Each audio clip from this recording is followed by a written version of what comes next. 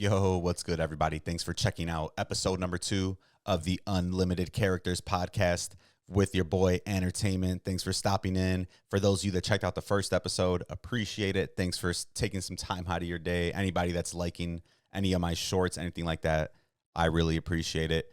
For those of you that haven't done it yet, hit the subscribe button on YouTube. Follow me on TikTok. Follow me on Instagram, Entertainment773.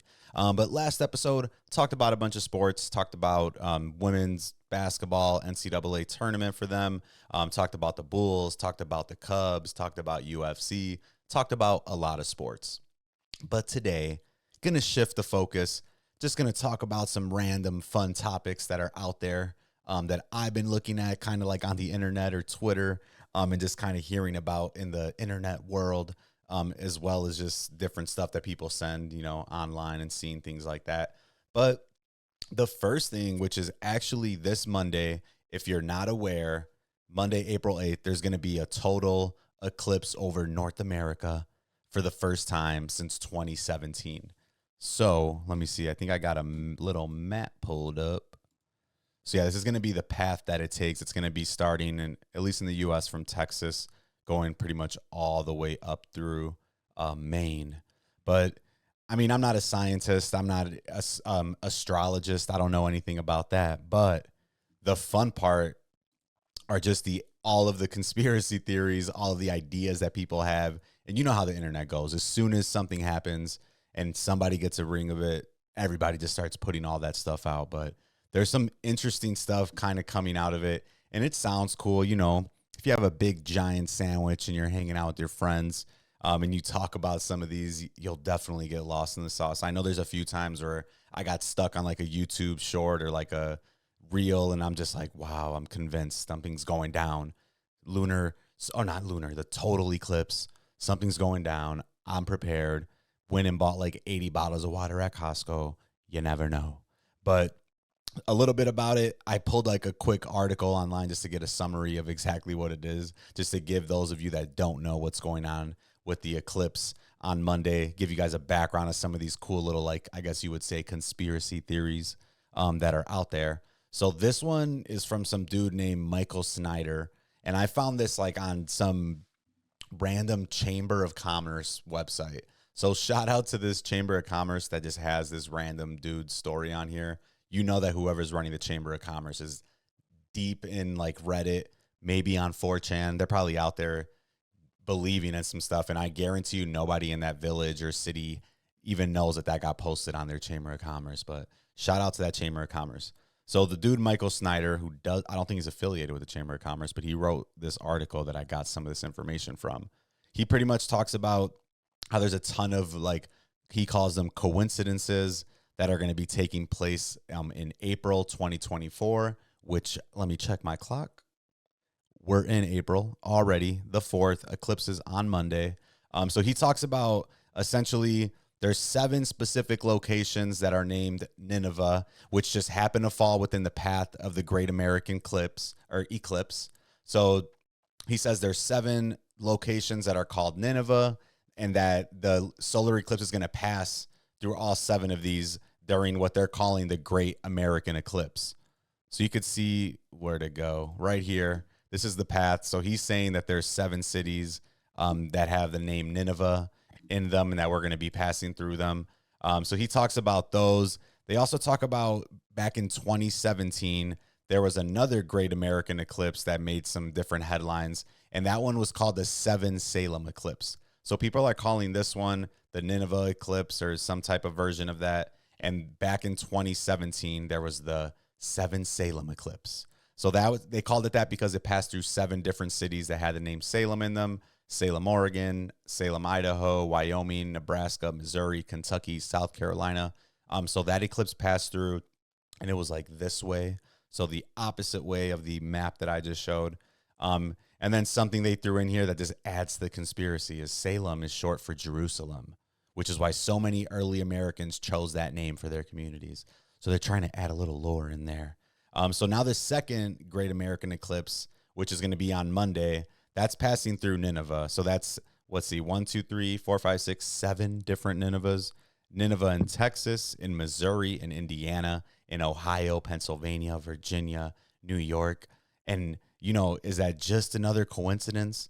And he talks about, you know, there's a few other things. So basically that kind of comes out from like the Bible, the whole Nineveh thing. There's a story of, I think it's Jonah, where basically it passes through there, and they talk about Nineveh as being a place where basically they were warned that their community was going to go down, and so on and so forth. So people are saying like, oh, this is the name from the Bible. It's in Genesis.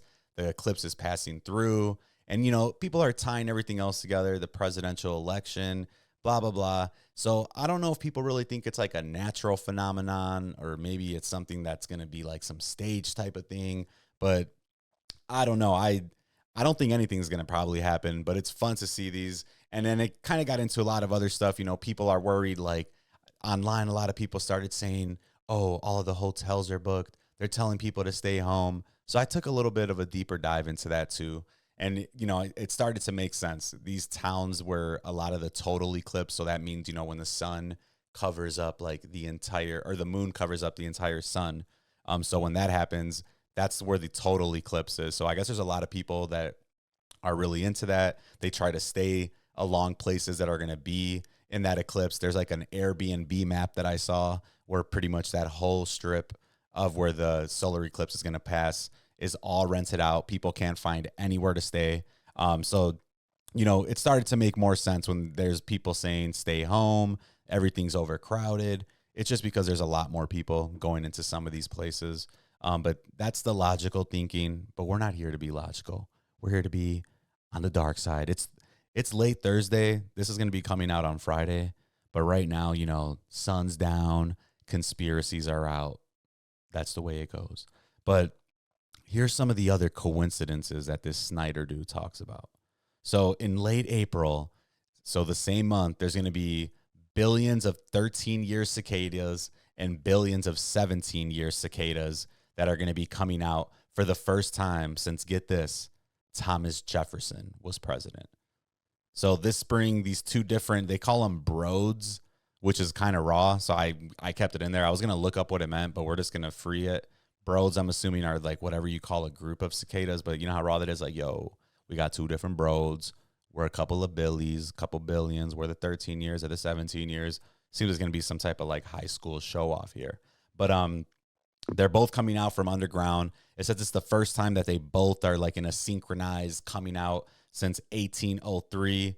They're going to be across the Midwest and the Southeast. So, you know, they said this only happens every 221 years or something like that. So that's another coincidence. Solar eclipse, you know, the sun goes down in the, you know, in the different Bibles and everything talk about the bugs and the plague coming. So the cicadas, are the cicadas a part of the plague? We don't know.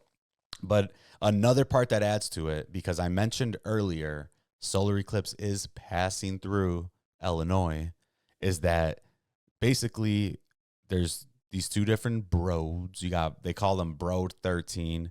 And like I mentioned, they got, what is it? They call it Broad 13 and Broad 14, which is not creative at all. They could have done a lot better with the broads, but they happen to make their homes adjacent to one another, meaning they're pretty close and they overlap a little bit in a narrow overlap in central Illinois. So, you know what they said? That's a little bit odd because the path of the eclipse is also going through central Illinois. So now we got the eclipse going through this whole path of Nineveh through Illinois. Then we got these two broads of cicadas that are coming out for the first time in like 221 years. So they're coming out. And then this happens to be close to the eclipse path. I don't know. You put two and two together. Sometimes you get four. Sometimes you get a solar apocalypse. I'm just joking, but that'd be, hopefully it's not the apocalypse. I only have 80 water bottles. That should last me like 2 days. I got a couple of cans of like chunky noodle, a little bit of chicken noodle. So we'll be safe for like 2 days if something goes down, but let's hope it doesn't. So the funny part too is, I guess basically they talk about this other eclipse from 2017 and that path was going this way. The one from this time's going that way. So it makes like a big giant X. People are saying that this is like a sign. There's another portion I saw where the intersection of them makes like a weird alpha and omega, and that means the beginning and the end. And, you know, you can you can pick it up from there. People are knee deep into this conspiracy. We're going to find out in 4 days. I feel like I've lived through every conspiracy out there. We all survived 2012. For those of you that are old enough to remember, we survived Y2K when 1999 went to 2000. We survived COVID, even though that was, I guess, like half true, half conspiracy. And now we're going to find out, are we surviving the solar eclipse? We'll find out on Tuesday, guys. It'd be horrible if this happens now. I mean, I'm just kind of just starting to get the content rolling, just starting to get a little bit more likes and subscribers. Like, let's wait another 200 or 300 years. You know, I don't think I'll live that long. So if it happens again, happen a couple years down the road. And I'm in Oak Lawn. That's not where Nineveh is. So Nineveh, we finna leave you over there, bro. But here's a couple of the stuff I looked up. So talked about some of the conspiracy things. I know I talked a little bit in the beginning about disproving it, but here are some of the hard facts, at least according to the article. So first off on the conspiracy train is Nineveh. They keep talking about it's going to be passing through 7 cities called Nineveh. So basically, if you actually go on the map and you plot out what the path is going to be, it's actually only going through 2 towns of Nineveh where there's a total solar eclipse. So not really exactly what they're laying out. It might be, obviously the sun goes everywhere every day. So there's going to be a little bit of a partial eclipse everywhere called Nineveh if you're in that span. So not too shocking. Only 2 Ninevehs, not 7. 7 sounds better than 2. It's also about the paths crossing. I mean, there's only so many different paths that an eclipse can do. So I'm sure, and this person says they did it, so I'm going to take their word for it. If you go look at other paths of eclipses, and you can go look too, and I'll probably look, but I'm not going to do that right now. But there's going to be paths crossing. Parallel, unless they just run perfectly, which the Earth is way too long for that to even be possible. So let's not worry about that. So that's not happening. Then everybody keeps saying, is civilization going to come to a crawl? Is it going to be an apocalypse movie? I mean, you know, I don't think so. There's some concerns in those little small towns about things coming to a standstill just because of like capacity. They don't have hotels to take on thousands of people. They don't have the infrastructure. So maybe some of those places that's going to happen if they're not technically prepared for it. But that's why some of those like crazy messages that came out about schools being closed, about stay home. That's because, I mean, I would say it's more about they're worried about the overload and seeing what happens. But we'll find out in a couple days. Is it going down? Is it the end of the world? I don't think so, but it's going to be cool to see an eclipse. Don't look at it too long. You never hear good things about that. Ooh, that's some good water. All right, y'all. So conspiracies, man. It's always fun. And I got another conspiracy. This little thing fell off of my chain, man. Fell off my chain. I'm struck. It hurts. It's Versace. At least that's what the store's name said. I swear it. I swear it. By the new gods and the old. And that goes right into the next topic, guys. The new gods and the old. I'm sure everybody else that's out there that's obsessed is ready. House of Dragons, Season 2, debuts June 16th this year, y'all. It's been over, I think, a year and a half. Let's see, I got it here. Last episode of Season 1 aired on October 23rd, not 2023. This was in 2022. So it'll be over a year and a half, or about a year and 8 months once the next episode drops. So it's been a minute, man, but I'm excited. I'm pumped up. There's trailers already coming out.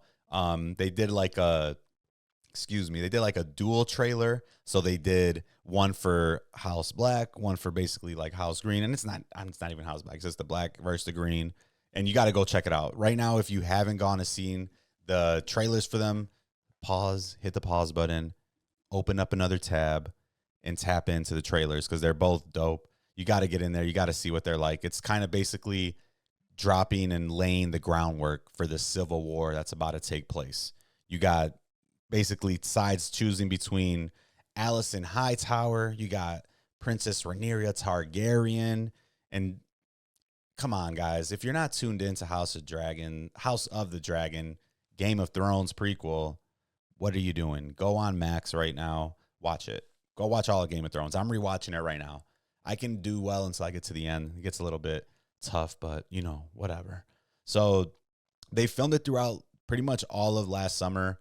It's a ton of like super long episodes. It's basically every episode's like a movie. So I understand when it takes them a long time, and that's kind of how it goes. And there's a lot of people talking about how there weren't a ton of dragons being shown in season 1. So people have been asking, there's all these forums, all these videos everybody's tuned into all over the place. And they talked about and made an announcement. They're actually going to be introducing 5 new dragons. I feel like I sound like such a nerd and I don't even care. But there's going to be 5 dragons. I'm pumped up. The dragons in Game of Thrones were dope, and that was like 3 of them. And I'm not going to spoil it, but a couple of them die. Everything happens here. Those were the first dragons in like thousands of years or hundreds of years, whatever it was. This type of vibe where the Targaryens were just like running stuff, I'm expecting to see dragons all over the place. Forget a Boeing 737. I'm trying to see dragons going crazy. So let's see a little bit about the trailers. Basically, in the black trailer, it's Rhaenyra, her uncle Daemon, who she actually married.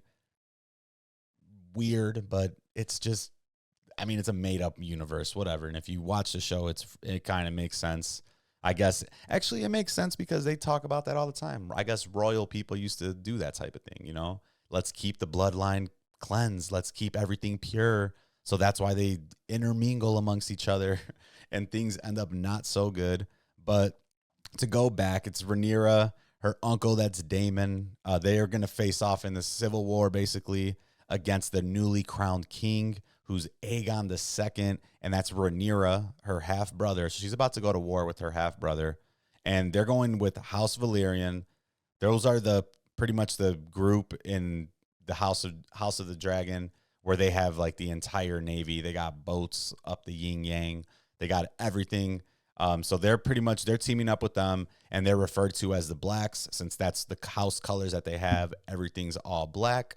And then meanwhile, on the other side of the Civil War, you got the Greens. So the Greens pretty much make up everything that's in King's Landing. King's Landing is the capital. So if you don't know, that's the capital of pretty much like the 7 kingdoms. So King Aegon and Vhagar, who's the largest dragon in the world, they're going to pretty much be facing off. So it's going to be a bunch of like little dragons against this big ass dragon. And every time I talk about it, I feel like such a dork again, but I don't care, man. This is one of the best shows. You get so lost into like the dialogue. It's so deep. You literally got to watch it, pause like 2 or 3 times because it just has so much detail. The story's just so well thought out. And from what I'm hearing, this whole series is going to be a lot more precise based on the book. They're taking it a little bit slower. There was a lot of hate after Game of Thrones, how it ended, where everybody felt like they were rushing things and trying to just hurry up and get it over with. So this one, whole different approach. They're going about it a different vibe. So I'm super excited for season 2. Let's do a rundown on season 1. Let's just make sure. So if you haven't watched it, this is going to be a spoiler alert, whatever. If you want to know what's going on before you watch it, this is good to know.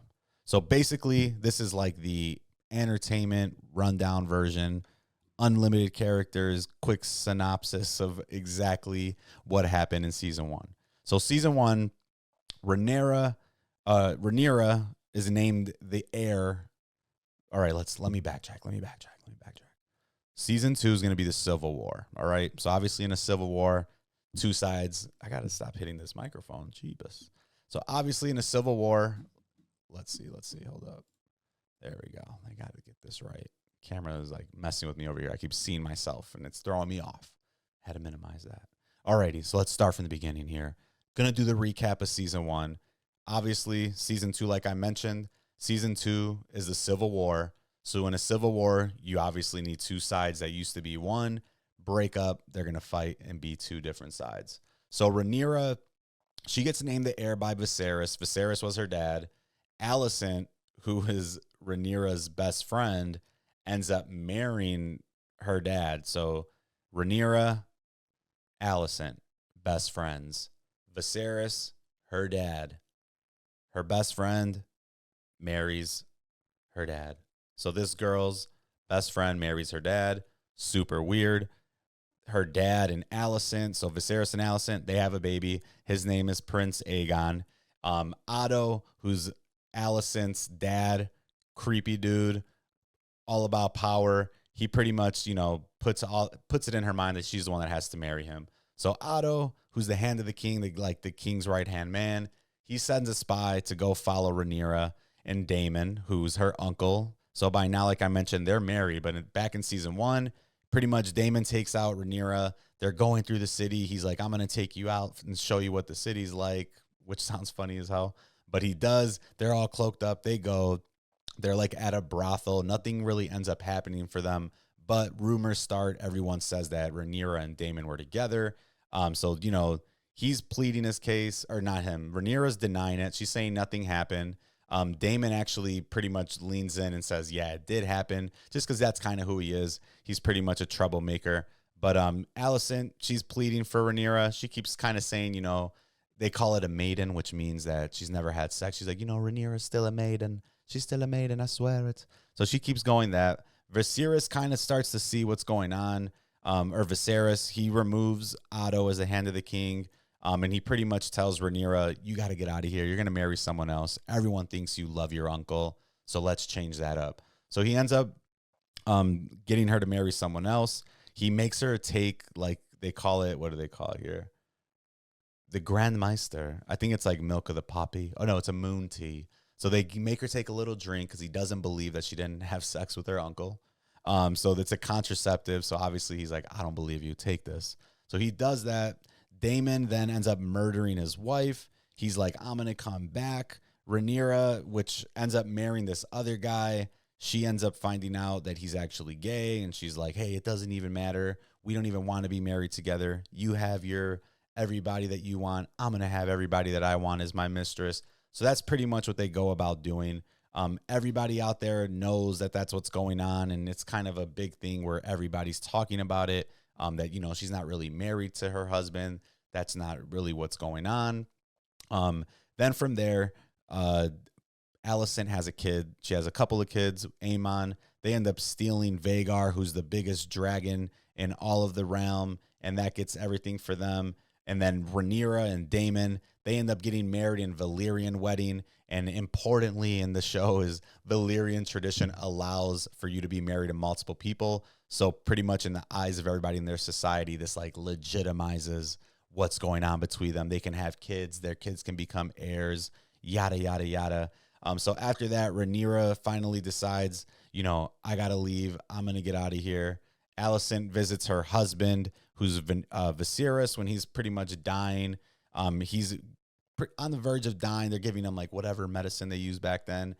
So he starts talking about the Song of Fire and Ice, which is pretty much what Game of Thrones ended up being. She thinks that means like, hey, Rhaenyra's not going to be the queen because she was named the heir, and my son is. So she ends up switching it, tells them everybody that Aegon's supposed to be king, not Rhaenyra, even though her dad told Rhaenyra, you're going to be the queen. This is what everybody's thought, even though it's not customary because she's a woman back then, or back then is made up in this show.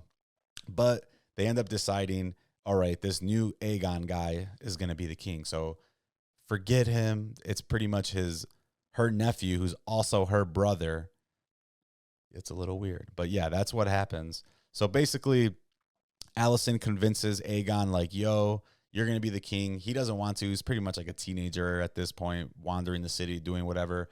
They convince him. He becomes the king.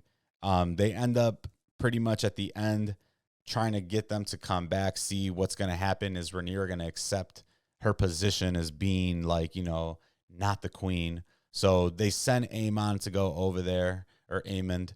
Aegon is the king. My bad, guys. Aegon's the king. They send Aemond over there. He chases around like her son because they had some beef from before. He ends up killing the sons. And basically that's when Rhaenyra's like, you know what? Bust it. You killed my sons.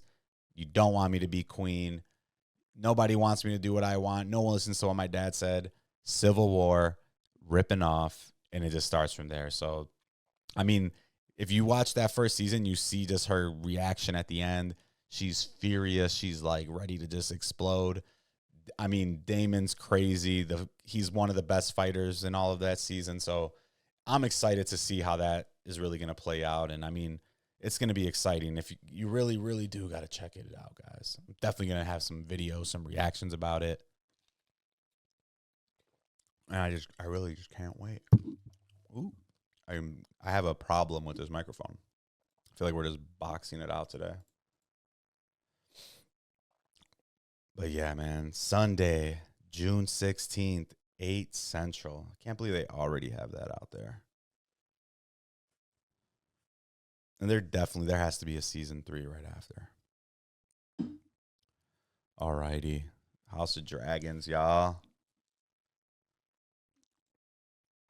All right. All right. So the next thing, let's see. What else I got on? What else can we talk about? Oh my gosh. The story that's been grabbing all the headlines. Diddy Do It. Diddy, aka the Diddler. What is going on? What's the truth? I mean, Sean Diddy Combs, Puff Daddy, P. Diddy, whatever you want to call him, he's facing multiple civil lawsuits accusing him of sex trafficking, sexual abuse, rape, all types of things. Federal agents actually raided 2 of his houses that are in Los Angeles and Miami on March 25th. And that's was amongst what's going on with all of the other allegations. He's denied everything that's going on. His attorney says that these are pretty much money grabs, baseless, sickening, pretty much what you would expect from somebody that's getting accused of a bunch of crazy stuff. And what's important to keep in mind, though, I mean, I'm not a legal aid. I'm not somebody that's a lawyer. I just want to talk about it. But what's important to keep in mind, he hasn't actually been formally charged or accused by federal prosecutors of any crimes. These are all civil lawsuits.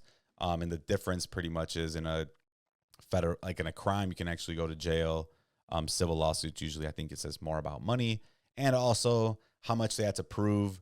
In like a civil lawsuit, I think it's literally like if you can prove it by 51%, it's a little, if it's likely that they think it happened, then you're guilty versus like a criminal court here where we all know it's, I think it's like everybody pretty much, you got to be found guilty. I don't know what it's called, the scope of whatever they got to find guilty of. It's got to be a lot more.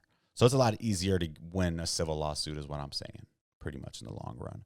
But the lawsuit came from Cassie. So everybody's got to remember Cassie. She filed a lawsuit against him in November. She accused him of raping her in 2018, beating her, demanding she carry a firearm to make her uncomfortable, demonstrate how dangerous he is, and forced her into unwanted sexual encounters with male sex workers. So, I mean, that alone is insane. I mean, they were like, quote unquote, like together in a relationship for a long time. And to get accused of that, that's insane. It's crazy. What messed up even a little bit more about it was that lawsuit was settled a day after she filed it for an undisclosed amount of money. So pretty much what that sounds like is that's probably something that's been brewing in the background for a long time. She's probably been saying like, yo, give me this money, do this, or I'm going to tell everybody what happened. And he must have been thinking she's pump faking. Like, she's not going to do it. She's not going to do it. She's probably been saying he's going to do it for years. And boom, now it comes out. She got a bag. I mean, it's obviously good for her that she got some money out of it, but bad for her if that's true and that she went through that experience. And I mean, this is P. Diddy, y'all. Like, this is somebody that I was born in 1993. This is someone that's face of like music and hip hop, been around forever. And I mean, let's be real. I never thought he was like a good rapper, good anything like that. So it kind of makes sense if there's something weird that he's been doing to stay in power and stay relevant. And there was even things coming out like supposedly he actually doesn't have any real stake in a lot of these businesses that he's been saying he does, that those are more like he's just like a PR face for a lot of them. So it's a really crazy story, and people accuse this guy of all types of things. So, pretty much Cassie came out and said that they resolved it amicably. What a great English. Ooh, ice are falling out there. Pause. But pretty much she came out and said, we were able to resolve this matter amicably, I guess, which means like cordially, do it friendly. But pretty much P. Diddy's lawyer wanted to come out and make it known that like In no way is this an admission of wrongdoing, and he's still denying any of the allegations. So he's trying to basically say, like, I paid her just to, like, get rid of the story, which why would you do it if it's true? That's probably the only reason. If it's not true, you probably want to fight for that instead of just pushing it under the rug. But he's still denying everything, even after the raids, after all of that. I'm sure he's staying low. But man, there's things that are going back on him since like the 90s, pretty much since he's come out. There's all types of stories about him, all types of things about the bad boy label, stories about how he treated like the Pussycat Girls. Was it the Pussycat Girls? No. Was it them? No. The way he treated Danity Kane. There we go. Danity Kane. Let's make sure that's how you even say it. Danity Kane. Yep. Danity Kane. So there's stories from his like security about how he treated Danity Kane, Day 26, how he treated pretty much everybody around him. They call him like the Diddy freak off parties, that he's having these crazy parties, having all types of drugs, all types of women, all types of crazy things you probably expect that rappers are doing in Hollywood. So these are things always talked about him. So, a lot of people now are like crazy shocked. I'm like, y'all, I've been on the internet and YouTube since way back in the day watching everything, and these are stories everybody talked about. So that's what's funny with like talking about the solar eclipse is like it's a conspiracy, but a lot of these end up being true. I don't know what the solar eclipse conspiracy could be, but if there's one, we'll find out in 20 years, just like everything else. But besides Cassie, there was Rodney, Lil Rod Jones, which is so funny when it's like, I guess it's inappropriate, but, some dude named Lil Rod, and he's talking about sex with P. Diddy. Whatever. Well, I'll let that one go. But he's claiming that he was subjected to unwanted advances associated at Diddy's direction, and he was forced to engage in relations with sex workers Combs had hired. So I don't know if they put out if it's men or women, but whatever. He was forced to engage with that is what he says. And I mean, this happened, he said, he worked for him between September 2022 and November 2023. That's a pretty long time, man. I mean, he was made promises that he was going to be like producer of the year, get all this money. And what's important to kind of keep in mind for the Lil Rod stuff is I guess he's claiming he didn't get paid for a lot of things, that he was missed out on some payments and money. So sometimes it's a little bit hard, and especially in a civil lawsuit, he's only pretty much trying to get the money. He's not filing any anything criminally. So it's kind of hard, but to each their own. If it's true, that's extremely messed up. But, at the end of the day, we got to see what happens.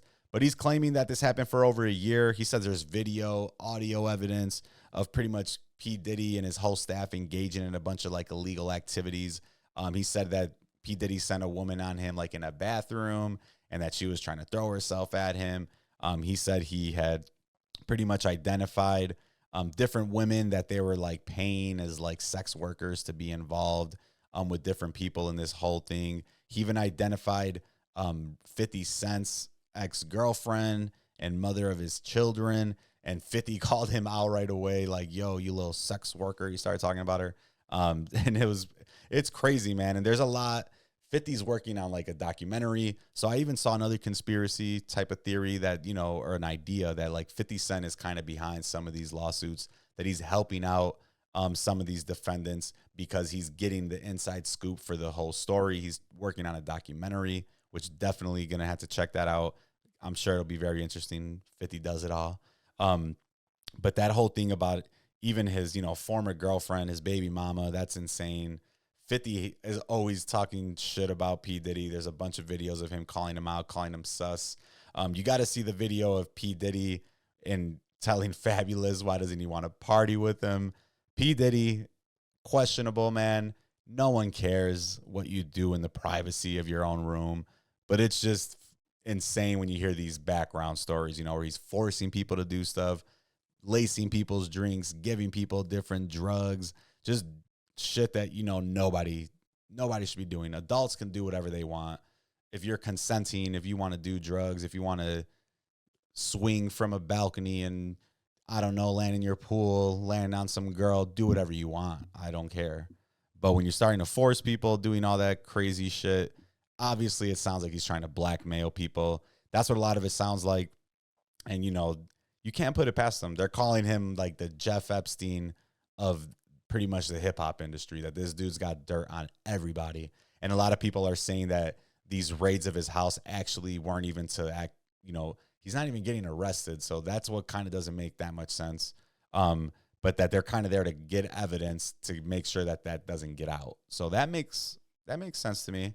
If there's videos and audio of powerful people doing fucked up things, they're not going to want that out there. So I could definitely see that happening.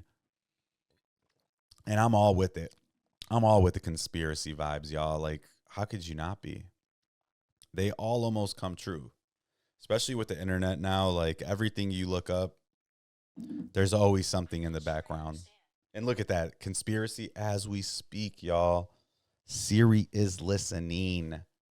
Siri, as we speak, Siri pops off on me like that. Tell me they're not listening. They've heard too much.